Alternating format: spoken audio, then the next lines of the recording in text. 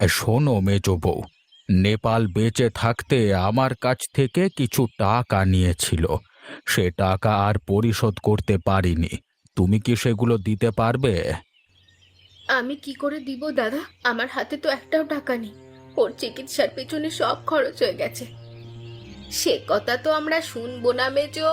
টাকা না থাকলে অন্য কিছু দিয়ে তা পরিশোধ করো। আমার কাছে আর কি আছে দিদি, যে তা দিয়ে তোমাদের ঋণ পরিশোধ করব?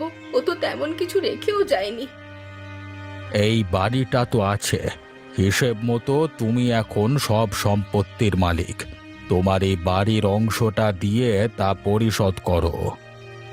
এ কি বলছেন দাদা? আমি কিভাবে বাড়ি দিব? এই বাড়ি তো আপনাদের তিন ভাইয়ের নামে লেখা। তোমার অংশটা তুমি আমার নামে লিখে দাও, তাহলেই হবে, বাকিটা আমি দেখছি। বাড়ি দিলে আমরা কোথায় থাকবো কাকু?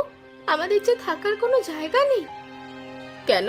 পুকুর পাড়ে তোদের বাবার যে জমিটা কিনে রেখে গেছে সেখানে থাকবি? ওটা তো শুধু পড়ে পড়েই নষ্ট হবে। ওটা তো পুকুর, জলের মধ্যে কি করে বাস করা যায়? জলের মধ্যে বাস করবি কেন? পুকুরের ধারে যে উঁচু জায়গাটা আছে সেখানে তোরা ঘর পেতে থাকবি। কেবল তো তিনটে মানুষ, সেজন্য এত জায়গা লাগবে না। তোমরা তো দুজন মানুষ, তোমাদের এত বড় বাড়ির কি দরকার? তা কি আমি তোকে বলবো মেয়ে? আমার বাড়ি, আমি যা ইচ্ছে তাই করব। তোরা এখন আমার অংশ বুঝিয়ে দে, না হলে টাকা দে। ওদের মুখের কথায় কাজ হবে না কো। তুমি মোড়ল মশাইয়ের কাছে যাও, সালিশি বসিয়ে জায়গা জমি নিতে হবে। মৃত মানুষের নামে সালিশ বসানোর দরকার নেই দিদি। আমরা বাড়ি ছেড়ে যাচ্ছি, ওই পুকুর পাড়ে আজ থেকে থাকবো। কিন্তু মা, পুকুর পাড়ে তো কোনো ঘর নেই, আমরা থাকবো কি করে? মোড়ল মশাইয়ের কাছ থেকে কটা বাঁশ আর খড় চেয়ে আনতে হবে, তাই দিয়ে একটা কুঁড়ে ঘর তৈরি করব। তাই করো। আজকের দিনের মধ্যে সব শেষ করে আমার বাড়ি থেকে বিদেয় হও। আমি আর ঝামেলা রাখতে চাই না।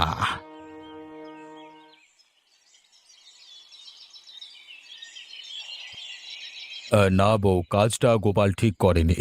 কেবল বাপটা মরল, অসহায় ছেলে মেয়েগুলোকে এভাবে তাড়িয়ে দিতে হলো। সে নিয়ে আর কি করব মোড়ল মশাই? ওদের সাথে আমাদের সম্পর্ক কেমন আপনি তো জানেন। কিভাবে আমাদের বিপদে ফেলা যায় সেই চেষ্টাই করে সব সময়। বিপদে ফেলার কি বাকি রইল মা? কাকা বাবু আমাদের বাড়ি ঘর সব কেড়ে নিয়েছে। এর চেয়ে বিপদ আর কি হতে পারে? সে নিয়ে চিন্তা করিস না মা, এই গায়ের মানুষ তোদের সাহায্য করবে। শোনো বউ, তুমি আমার বাগান থেকে বাঁশ আর খড় নিয়ে যাও তো। তা দিয়ে একটা কুঁড়ে ঘর তৈরি করে থাকতে পারবে। আর যে কোনো সাহায্য লাগলে বলবে আমাকে। সব আপনাদের দয়া মোড়ল মশাই। আপনারা না থাকলে এই গায়ে টিকতেই পারতাম না। তা ঘর তো একদিনে তুলতে পারবে না, আজকে রাতে থাকবে কোথায়? গাছতলায় কোনো মতে কাটিয়ে দিব। এছাড়া তো যাওয়ার কোনো জায়গা নেই। ঠাকুরপো বলেছে সন্ধ্যের মধ্যে বাড়ি ছাড়তে হবে। আমি গিন্নিকে বলে দিচ্ছি উত্তরের ঘরটা তোমার জন্য খুলে দিতে। যতদিন তোমাদের ঘর সম্পূর্ণ না হয় ততদিনে এখানেই থেকো মা। ঠিক আছে মোড়ল মশাই, আমরা এখানে থেকেই ঘরের সম্পূর্ণ কাজ করব। আমি এখন বেরোচ্ছি, তোমরা বাড়ির ভেতরে যাও। আর সকালের খাবারটা এখানেই খেও। কে আছিস? ওদের বাড়ির ভেতরে নিয়ে যা। যাক বাবা, অবশেষে ঘরটা সম্পন্ন হলো। এখন ঝড়-ঝাপটা থেকে বাঁচতে পারবো। বর্ষার দিন মাথার ওপর ছাউনি না থাকলে কিভাবে চলে? তবে মোড়ল মশাইয়ের বাড়িটা সুন্দর ছিল। কটা দিন আরামে কাটিয়েছি। গিন্নিমা আদর আপ্যায়নও করেছেন। যত আদর করুক, পরের বাড়ি তো আর নিজের বাড়ির মতো হয় না দিদি। খড়ের হলেও এই বাড়িতে আমরা শান্তিতে ঘুমোবো। কেবল ঘুমোলেই তো হবে না, খাওয়া দাওয়াও তো করতে হবে। ঘরে যে চাল ডাল কিচ্ছু নেই। ওবেলা থেকে মোড়ল বাড়িতেও খেতে পারবো না। হ্যাঁ মা, সকালে মোড়ল মশাইকে বলে এসেছি যে আজ থেকে এই বাড়িতেই থাকবো। সে চিন্তা করিস না। মোড়ল মশাইয়ের সাথে আমার কথা হয়েছে, উনি কিছুটা চাল দেবেন বলেছেন। তা দিয়ে কয়েকটা দিন তো চলা যাবে। কিন্তু মাছ তরকারি ওটা কিভাবে সংগ্রহ করব? নিজেদেরকেই করতে হবে। পুকুরে জাল ফেলে মাছ ধরবো আর বাড়িতে সবজি চাষ করব। এখন তোরা একটু মাঠে যা তো, গিয়ে শাক পাতা কিছু পাস কিনা দেখ। তা দিয়ে এই বেলাটা চালাতে হবে। চল লীলা, মাঠের ওধারে ঢেকি ঢেকি শাক, ওগুলো নিয়ে আসি। তাই চল।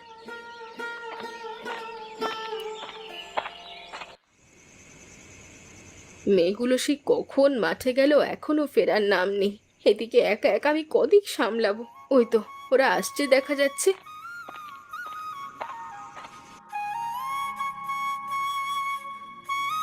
ও মা, তোমার জন্য কি নিয়ে এসেছি দেখো। এখন আসার হলো সময় তোদের? কত বেলা হলো, দুপুর হয়ে গেল, তোদের খেয়াল আছে দিদা? কি করব বলো, মাঠে গিয়ে তো ঢেঁকি শাক পাইনি। পরের বিলের মাঝখান থেকে ওই শাকগুলো খুঁজে এনেছি। কি শাক রে এগুলো? দেখে তো কলমি শাকের মতন লাগছে। হ্যাঁ মা, কলমির ডাঁটা। এখনো বিলে আর পাওয়াই যায় না, অনেক খুঁজে এগুলো সংগ্রহ করেছি। বেশ করেছিস মা, এগুলো চিংড়ি মাছ দিয়ে রাঁধবো। পুকুর থেকে আমি কটা চিংড়ি মাছ ধরেছি। চলো মা, শাকগুলো কুটে ফেলি, খুব খিদে পেয়েছে। আজ শাক দিয়ে পেট ভরে ভাত খাবো। আমি ভাত রান্না করে রেখেছি, শাকগুলো হলেই তোদের খেতে দিচ্ছি। এখন চল শাকগুলো কুটে ফেলি। তাই চলো মা। শাক কোটা শেষ, এবার এগুলো ধুয়ে রান্না করে ফেলবো। যা তো মায়া, একটা ঝুড়ি নিয়ে আয়। শাকের ডাঁটিগুলো কোথায় রাখবো মা? ওগুলো ফেলে দিবে? ওগুলো পুকুরের মধ্যে ফেলে দিয়ে আয়, জল পেলে ওতে আরো লতা পাতা ধরবে। তাহলে তো আরো ভালো হবে মা, আমরা ওগুলো থেকেই কলমি শাক খাবো। হ্যাঁ রে, মাঠে ঘাটে তো কলমি শাক নেই, সব জল শুকিয়ে গেছে। যদি এখানে থাকে তবে কিছু খাওয়া যাবে। তাহলে চল ওগুলো ফেলে দিয়ে আসি। চল মায়া, তাড়াতাড়ি চল, আকাশটা মেঘলা হয়ে আসছে, যে কোনো সময় বৃষ্টি আসবে।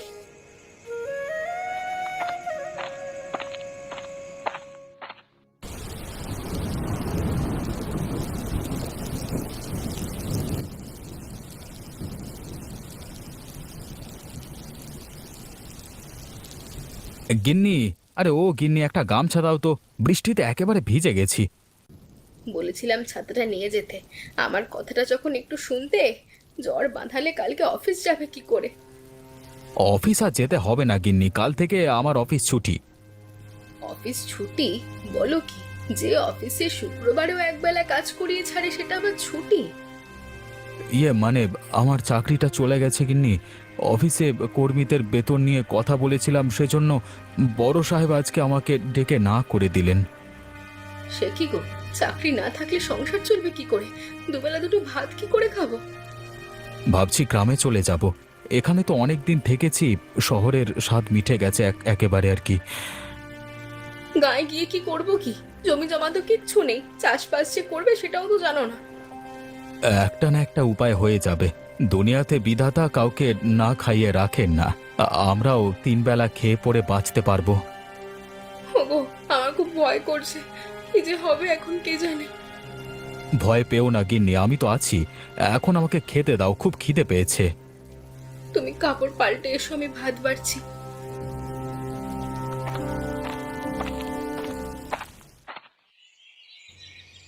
সেই সকালবেলা মেয়েগুলো বের হলো, এখনো ফেরার নাম নেই। এদিকে ঘরেও তো কিছু নেই যে রান্না করব।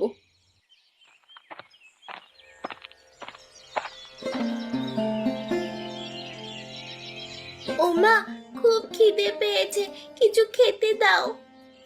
তা কি দিয়ে খাবি শুনি? সকালে যে বললাম কটা লতা পাতা তুলে আন, এনেছিস? শাক পাতা তো পাইনি মা, সারা মাঠ খুঁজেও খাওয়ার মতো শাক নেই, সব গরু ছাগলে খেয়েছে। হায় রে কপাল, গরুগুলো আর খাবার পেলো না। ওই শাকগুলোর এই কদিন ধরে চলছিল, এখন যদি ওগুলো না পাওয়া যায় কি করে থাকবো খেয়ে? এদিকে হাতে টাকাও নেই আনাজপাতি কিনবো। ও মা, তুমি এত চিন্তা কেন করছো? আমাদের পুকুরে তো কলমি শাক আছে, ওখান থেকেই তুলে আনি। হ্যাঁ রে, তাই তো দেখছি, আমি এতদিন ওগুলো খেয়াল করিনি। তা কটা নিয়ে আয় তো মায়া। আমি এক্ষুনি যাচ্ছি মা। আর লীলা, তুই কটা চিংড়ি মাছ ধরে আসতে পারিস কিনা দেখ তো, চিংড়ি মাছ দিয়ে কলমির তরকারি করব।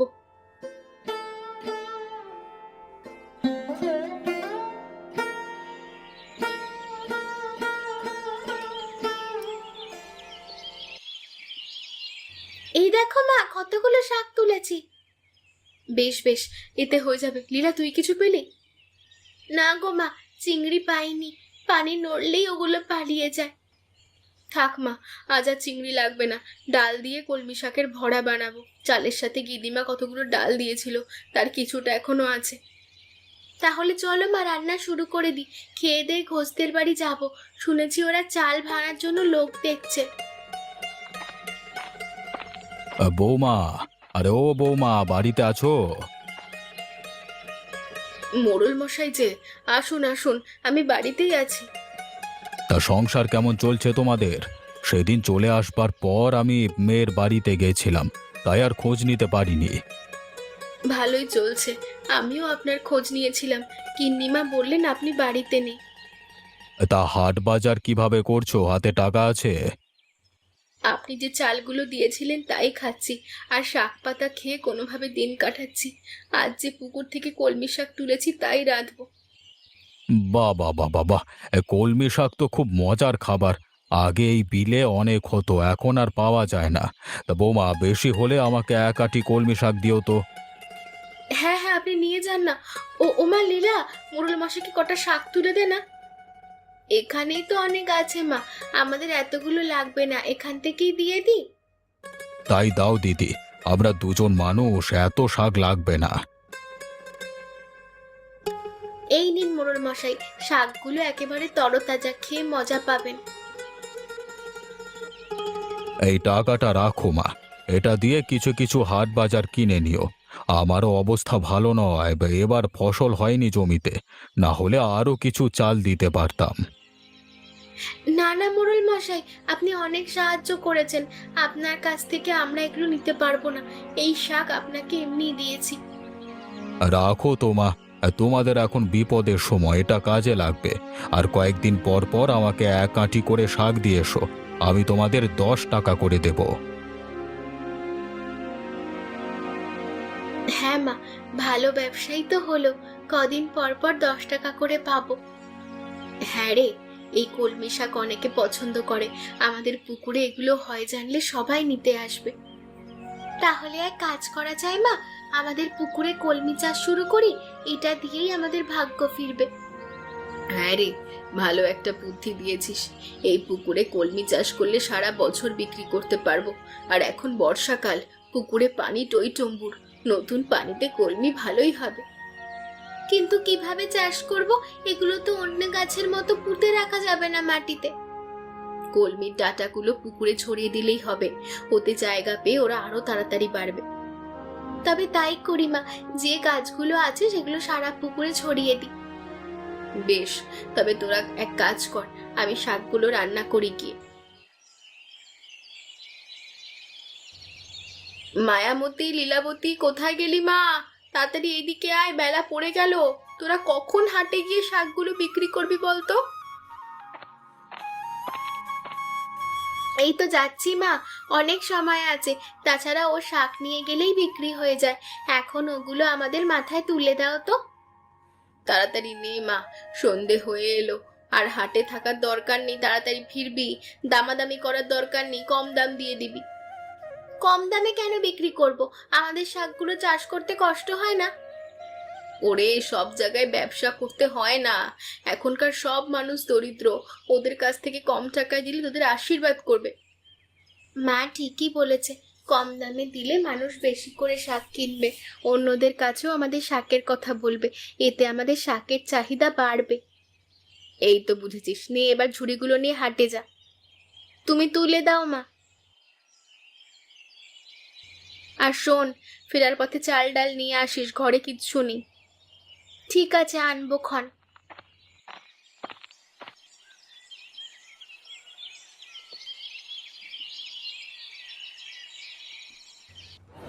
এখানে ভিড়টা বেশি, চল শাকগুলো নিয়ে বসি। হ্যাঁ রে, তাড়াতাড়ি বিক্রি হয়ে যাবে। মায়া তুই এখানে থাক, আমি বাজারটা একটু ঘুরে আসি, অন্যরা কত করে শাক বিক্রি করছে জেনে আসি। বেশ, দেখে আয় গিয়ে, তাড়াতাড়ি ফিরিস, আমি একা কিন্তু পারবো না সামলাতে।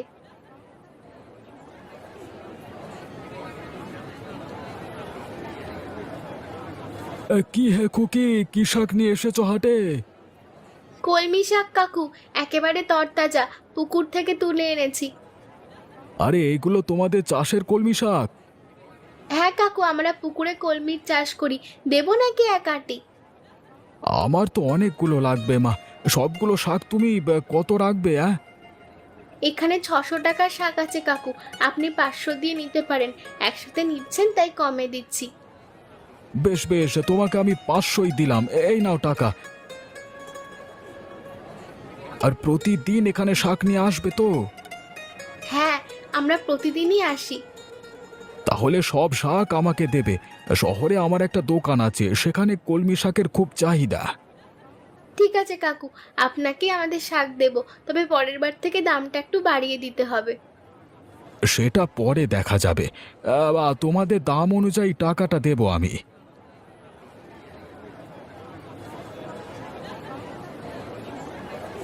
দিদি তুই এসেছিস? এদিকে আমি সব শাক বিক্রি করেছি। বেশ করেছিস। তা খবর পেয়েছিস কিছু? বাড়িতে যে লঙ্কা কাণ্ড বেঁধেছে। কি হয়েছে দিদি? মা আবার কাকুর সঙ্গে গন্ডগোল বাঁধালো নাকি? না রে, ছোট কাকু বাড়ি ফিরেছে। সে কি হঠাৎ বাড়ি ফিরলেন যে? আমি এত কিছু জানি না, বাবলুর মুখে শুনলাম বাড়িতে নাকি খুব ঝগড়া হয়েছে। চল তাড়াতাড়ি বাড়ি যাই। তাই চলো গিয়ে দেখি কি হলো। তুমি আমাকে বাড়িতে উঠতে দেবে না, তা বললেই হলো নাকি? আমার বাড়ি, আমি যে কোনো সময় এসে উঠবো এখানে। তোর কোনো বাড়ি নেই হতচ্ছাড়া। পড়াশোনা করিয়ে এত টাকা খরচ করেছি, সেটা হিসেব করলে এই বাড়ি আমার ভাগে চলে এসেছে। পড়াশোনা করিয়েছেন বলে বাড়িতে থাকতে পারবে না, এটা কোনো যুক্তি হতে পারে না দাদা। তাছাড়া ওর পড়াশোনার টাকা আপনি দেননি, পর্দা দিয়েছেন। দেখলে গো দেখলে, ফাসুরের মুখে মুখে কেমন তক্ক করছে। আমি আগেই বলেছিলাম এরম নির্লজ্জ মেয়েকে বিয়ে না করতে, তখন শুনোনি আমার কথা। এখন দেখো তোমার ভাইটার মাথা কিভাবে চিবিয়ে খেয়েছে। ওদের যা ইচ্ছে তাই করুক গিন্নে, আমার দেখবার কিচ্ছু নেই। কেবল আমার বাড়িতে না উঠলি হলো। বেশ, আমি তবে মোড়ল মশাইয়ের কাছে যাচ্ছি।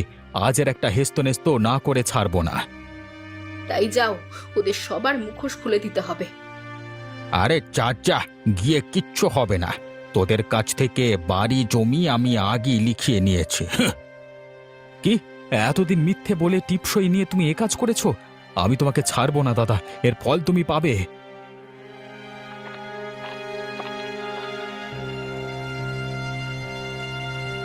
শোনো তপন, মাথা ঠান্ডা করো।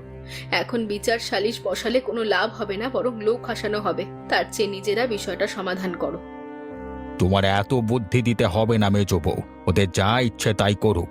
ওদের সব জমি আমি লিখে নিয়েছি, মোড়ল তো দূরের কথা, হাইকোর্টে গিয়েও কিচ্ছু করতে পারবে না। বেশ, তুমি সুযোগের সদ্ব্যবহার করেছো তাই না? সময় আমাদেরও আসবে, তখন দেখে নিও। ওগো, এখন কি হবে?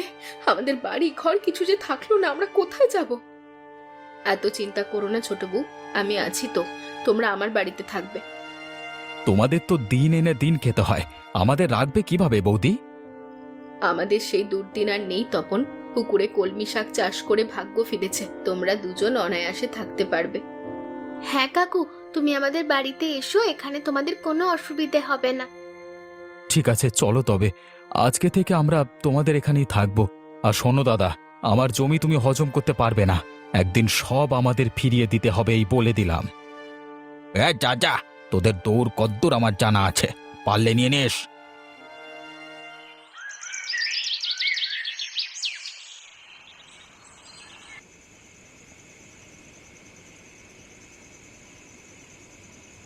নাও তপন, কটা ভাত খেয়ে নাও, কখন থেকে না খেয়ে আছো।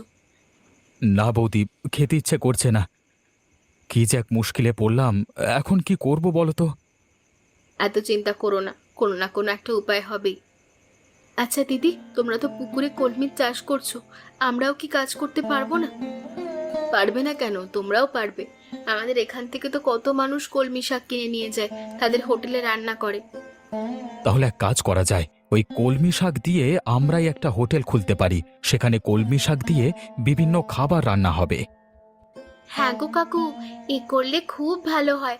আমরা পুকুরে কলমি ফলাবো আর তুমি আর কাকি হোটেল চালাবে। কিন্তু এর জন্য তো পুঁজি দরকার, হোটেল খুলতে তো অনেক টাকা লাগবে। সে নিয়ে তুমি চিন্তা করো না, কলমি শাক বিক্রি করে আমি কিছু টাকা জমিয়েছি, তাই দিয়েই শুরু করব। হ্যাঁ হ্যাঁ, খুব ভালো হবে, আমরা লাভ করে আপনার টাকা ফিরিয়ে দেব। ঠিক আছে বউ, সে তোমার সুবিধা করে দিও, আমি তো আর পালিয়ে যাচ্ছি না। বৌদি, তুমি আজকে আমাকে বাঁচালে। এতক্ষণ পর মাথা থেকে একটা চিন্তার বোঝ নামলো। এবার নাও, তাড়াতাড়ি খাওয়াটা শেষ করো। তোমাদের খাইয়ে আমি এবার কলমি তুলতে যাব। এদিকে আকাশের অবস্থা ভালো নয়, যে কোনো সময় বৃষ্টি শুরু হবে।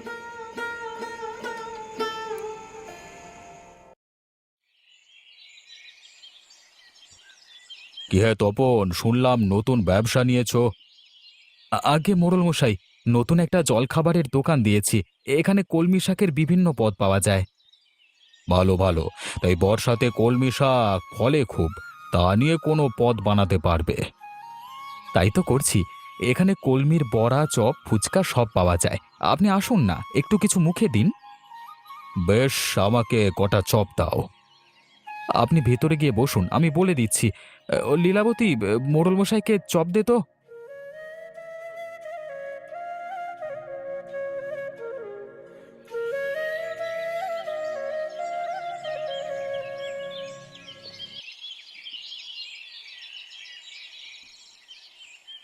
কাকু, ও কাকু, তোমার শাক চলে এসেছে, এই যে রেখে গেলাম। আর একটু সকালে দিয়ে যাবি মায়া, রান্না শেষ করতে দেরি হয়ে যায়। এত লোক শাক নিতে আসে, আমি আর মা সব দিক সামলে উঠতে তো পারি না।